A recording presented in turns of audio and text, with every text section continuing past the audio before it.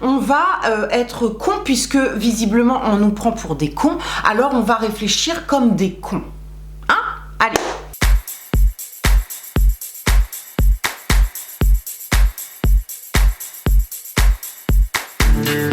Hello YouTube et bienvenue sur la chaîne Grain de Beauté. Me voilà dans une deuxième partie de vidéo. Je me suis rendu compte que je mélangeais un petit peu tous les sujets. Donc l'idée c'est quand même de fractionner ces quelques capsules et ces quelques vidéos blabla en différentes vidéos pour que ce soit plus clair, tout simplement. Et puis parce que j'ai envie de m'exprimer et que j'ai tellement de choses à dire que ça demanderait des heures de vidéo. Donc sachez que mes vidéos sont directement publiées sur Odyssée en parallèle. Je suis désolée pour les gens qui sont sur Odyssée, je n'y suis absolument plus du tout, mais je peux pas tout faire. Sachez que si c'est censuré ici, vous les retrouverez sur Odyssée. N'hésitez pas à aller vous abonner sur Odyssée pour éventuellement pouvoir écouter ce que j'ai à dire. Alors, j'ai fait une première vidéo que je viens de tourner à l'instant, mais comme c'est en deuxième partie, je vous mets la première vidéo par ici. Aujourd'hui, on va parler obligation vaccinale. Si vous êtes sur la même terre que moi, dans le même pays que moi, vous savez que notre cher président de la République nous a déclaré la guerre déjà le 16 mars dernier, mais, enfin le 16 mars, est-ce qu'il a parlé le 16 mars ? Non, ça c'était le début du confinement. Vous vous rappelez de sa première allocution où il nous annonçait un confinement qui allait pas durer? Eh bien, à ce moment-là, il nous a dit quand même 6 fois que on était en guerre. Aujourd'hui, en 2021, on sait désormais contre qui il est en guerre, contre son propre peuple. Dernièrement, il a parlé, c'est-à-dire le 12 juillet 2021, il a annoncé la vaccination forcée et obligatoire des soignants, du personnel soignant. Et par la suite, ils vont imposer la vaccination obligatoire aux enseignants et puis à tout le reste de la population. Ils vont le faire évidemment progressivement, comme toutes les mesures qu'ils ont pu nous pondre ces derniers temps. Ils nous les ont pondues un petit peu progressivement puisque c'est beaucoup plus simple pour nous, peuple, d'accepter des petites choses qu'un gros truc d'un coup. Du jour au lendemain, on vous dit, bon, écoute, gars, tu sors plus de chez toi. Par contre, si tu sors, tu t'auto-justifies par un papier que tu auras auto-signé. Tu vas devoir porter un masque sur ta tronche et foutre des masques à tes enfants à l'école toute la journée. Tu ne verras absolument plus ta famille sous peine de sanction. Tu ne pourras plus sortir de chez toi sous peine de sanction. Tu ne pourras plus acheter de chaussettes parce que c'est estimé non essentiel aujourd'hui. Tu seras obligé de t'injecter une substance dont on ne sait pas trop ce que c'est dedans, une petite soupe comme ça de choses. Enfin, on ne sait pas. Si, on sait quand on va chercher l'info, mais... Voilà, t'as compris ce que je voulais dire. Bref, si on vous avait annoncé tout ça il y a 1 an et demi, jamais, je dis bien jamais, vous n'auriez accepté. Sauf que comme ça a été fait progressivement, si vous voulez, eh bien, ça a été accepté. C'est-à-dire qu'à chaque fois que j'ai pu discuter avec des gens, des êtres humains, c'était « Oh, c'est rien, ce n'est qu'un masque, ça va, pas grave. Tu peux faire l'effort de le porter. » Après, c'était « Oh, ça va, c'est qu'un test. C'est qu'un coton-tige dans le nez, ça va. C'est pas non plus dramatique, quoi. Tu peux accepter. » Après, ça a été « Oh, ça va, c'est un couvre-feu. Bon, c'est que pour 15 jours. On va pas mourir. Tu peux accepter. » Après, ça a été « Oh, ça va, c'est un confinement. Tranquille. Profites-en. T'as Netflix à la maison. T'es payé à rester chez toi. Tu peux accepter. » Et toutes les mesures qui ont buté nos libertés, en fait, elles ont été acceptées insidieusement comme ça par toute la population. C'est une technique qui est très connue en psychologie, qui est très connue en marketing également. Ce que j'aime beaucoup finalement dans cette crise, est-ce qu'on peut dire ça vraiment comme ça? C'est que j'adore faire le parallèle avec le côté psychologique et le côté ingénierie sociale de comment faire accepter des décisions inacceptables à la population et à l'effet de masse. Et donc ça nous emmène à tout un tas de tests grandeur nature pour notamment le test de milligrammes, je crois. Ça nous emmène à tout un tas d'aspects comme ça psychologiques de la nature humaine, de comment l'humain réagit individuellement et comment il réagit lorsqu'il est en milieu collectif et dans un groupe. C'est passionnant finalement. Donc j'adore du coup écouter Ariane Billeran, puisque c'est une psychiatre, je crois, qui étudie les pervers narcissiques et surtout les psychopathes. Je crois qu'elle est spécialisée là-dedans. Du coup, je trouve que son approche, elle est juste très très riche en informations. J'adore l'écouter et j'ai compris beaucoup de choses à travers ses différentes vidéos. Il y en a d'autres, hein, mais c'est la première qui me vient en tête. Donc bref, je me permets. Aujourd'hui, j'ai une question par rapport aux soignants.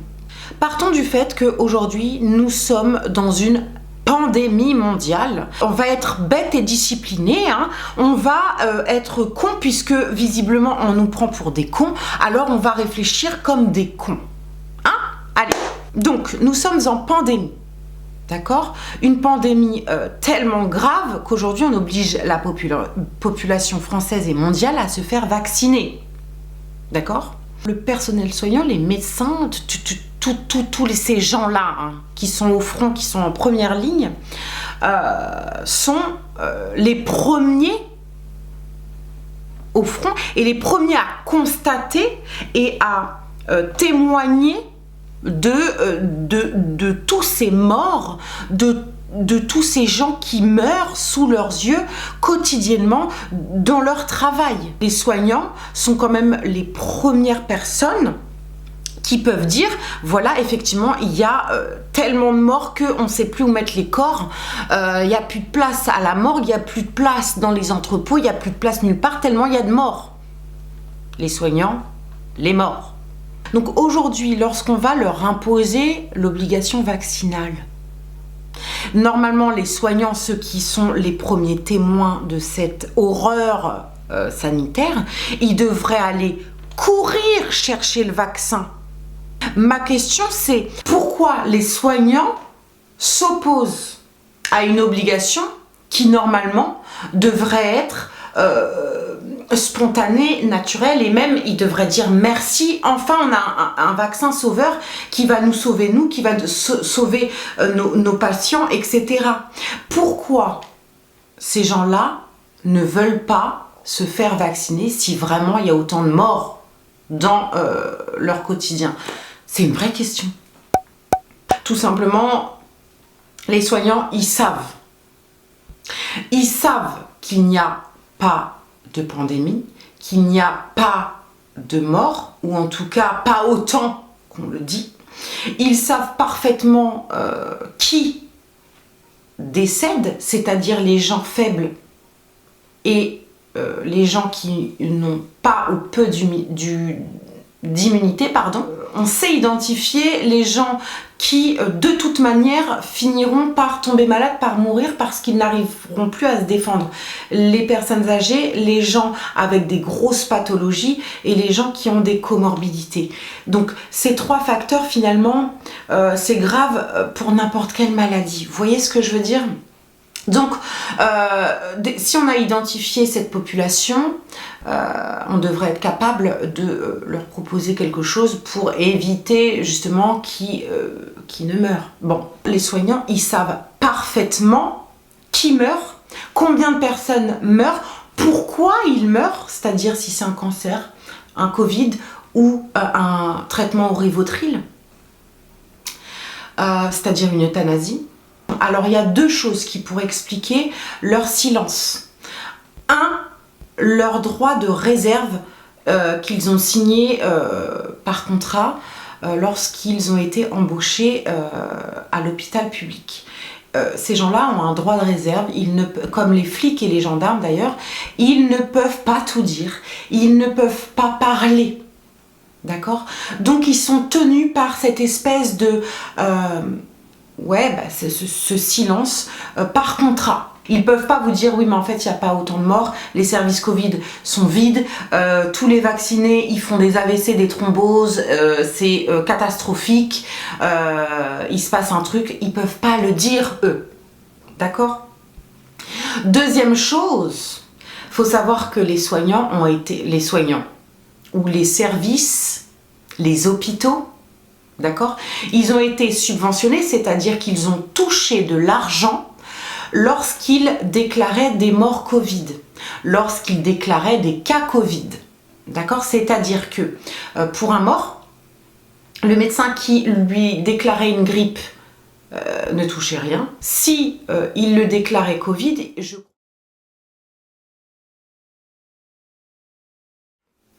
Donc vous imaginez bien qu'à un moment donné, on arrive à avoir les gens par l'argent, par les subventions, par les intérêts et par la corruption finalement.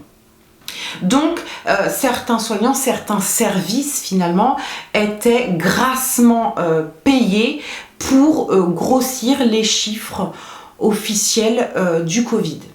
Voilà dans quel dilemme aujourd'hui se retrouvent tous ces gens. Tous ces gens-là sont les premiers à être manipulés. Alors il y a tout un pan de la population qui ont été manipulés autrement, notamment les restaurateurs qui finiront par couler. La logique voudrait que les soignants devraient courir vers la solution vaccinale. Or, ils ne le font pas parce que tout simplement, ils savent que c'est une mascarade, ils savent qu'il n'y a pas de mort suite au Covid et ils savent surtout qu'il y a énormément de problèmes d'effets secondaires suite à la vaccination de masse en population générale. Ils le savent parfaitement.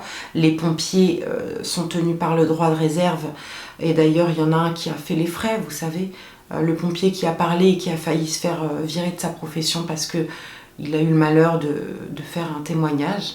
Voilà, tous ces gens-là savent parfaitement ce qui se passe, mais ils ne peuvent rien dire.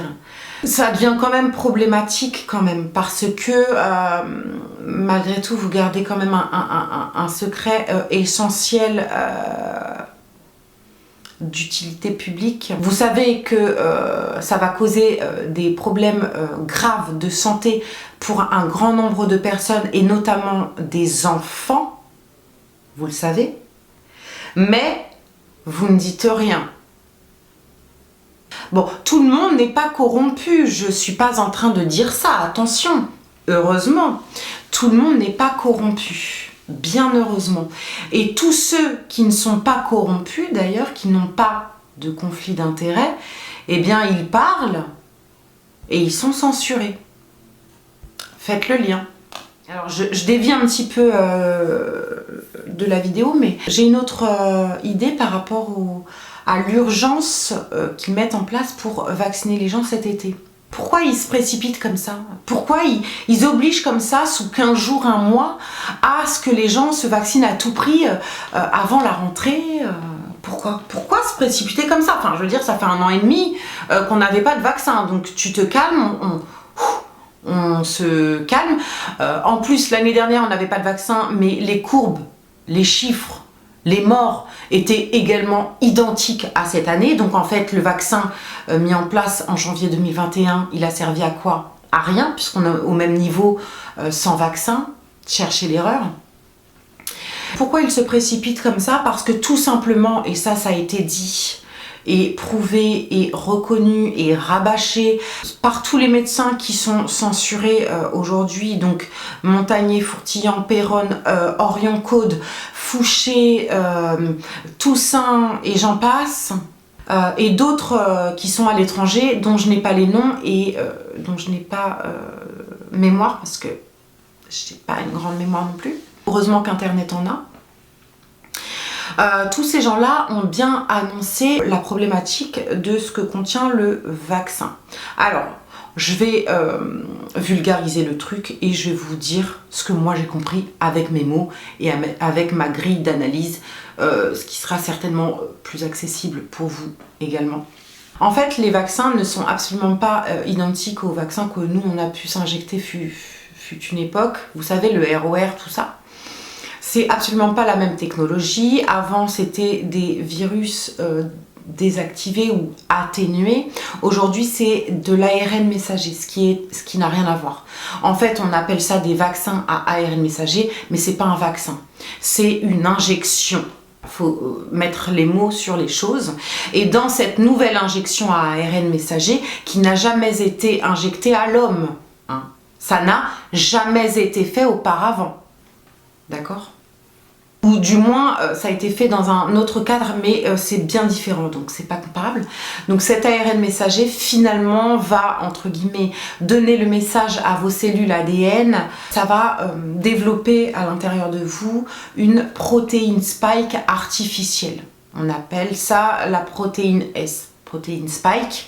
Cette protéine spike en fait va finir par vous rendre malade et va d'ailleurs diminuer également votre fertilité, va certainement potentiellement vous rendre stérile, aussi bien les hommes que les femmes. Cette protéine spike, comme elle est artificielle, elle va chambouler le message de vos cellules. Alexandra Orion-Code notamment l'explique plutôt clairement et très bien que à partir de l'automne et de l'hiver, lorsque le vacciné va croiser n'importe quelle grippe, n'importe quel virus, son corps va plus savoir se défendre.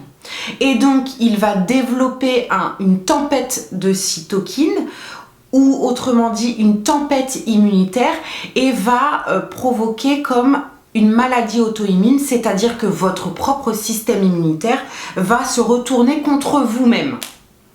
Non seulement c'est très connu comme phénomène, puisqu'ils savent parfaitement qu'on ne vaccine jamais en plein cœur d'une épidémie, puisque ça fait ce phénomène et ça développe des variants. Donc en fait, le vaccin va tellement abaisser votre système immunitaire que votre corps ne saura plus se défendre à n'importe quel virus. Je ne vais pas ou peu vous partager de sources de ce que je suis en train de dire, parce qu'il y en a qui font parfaitement très bien ce travail et ça demande un temps de malade, un travail monstre. Je vous invite à regarder tous ceux qui vous alertent et tous ceux qui ont pris le temps de faire ce travail pour nous. Voilà pourquoi je vous renvoie vers les gens que j'ai cités.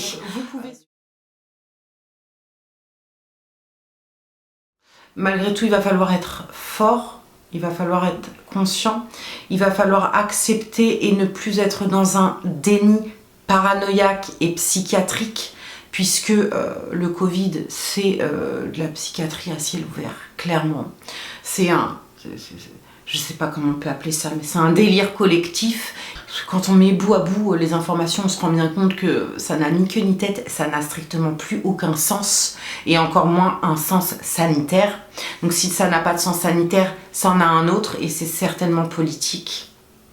Bon, allez, je vous laisse, j'arrête. Je vous dis à tout de suite dans les coms si vous avez envie de réagir un petit peu. N'hésitez pas à me soutenir simplement en laissant un petit bisou, un petit like et un commentaire. Et en vous abonnant à la chaîne, ça permet aux vidéos d'être référencées et ça permet de chasser le shadowban qui sévit encore une fois sur ma chaîne YouTube. Je vous embrasse, à tout de suite et n'oubliez pas de prendre soin de vous. Bisous.